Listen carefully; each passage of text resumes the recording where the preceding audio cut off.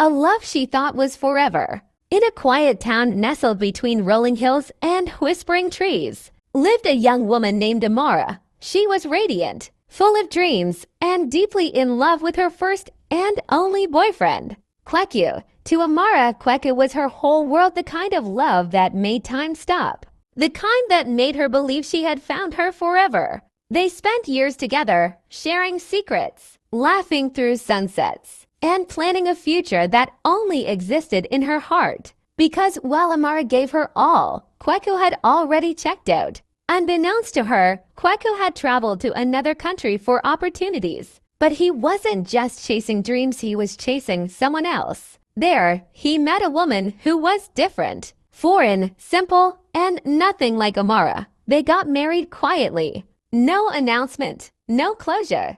Amara found out through a mutual friend's social media post, a wedding photo, tag names. Her heart shattered into a million unspoken pieces. But Amara did not leave. She did not confront. She did not cry to him. Instead, she stayed. She stayed because love had lied to her, and she wasn't ready to stop believing. Somewhere in her mind, she clung to the hope that Kweku would return to her, that he would remember the girl who stood by him, who loved him without conditions. Years passed. Kweku came back to town, occasionally visits short, calls shorter. But Amara had changed. The pain had grown cold, and her silence had become a weapon. She watched him, studied him, and waited for her moment. She didn't want love anymore. She wanted legacy. So she worked hard, saved money, built her life quietly. And when Kweku returned one summer,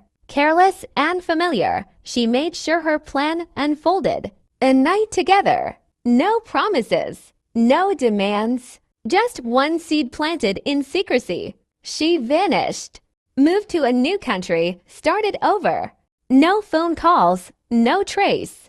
And then, months later, Kweku heard the whispers. Amara was pregnant. His child. His blood. Panic turned into obsession. He searched. He asked. But Amara was already gone.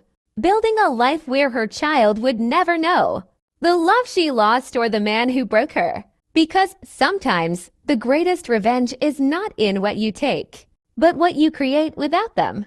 If you love this story, like, subscribe, comment, and turn on your notification bell for the next story.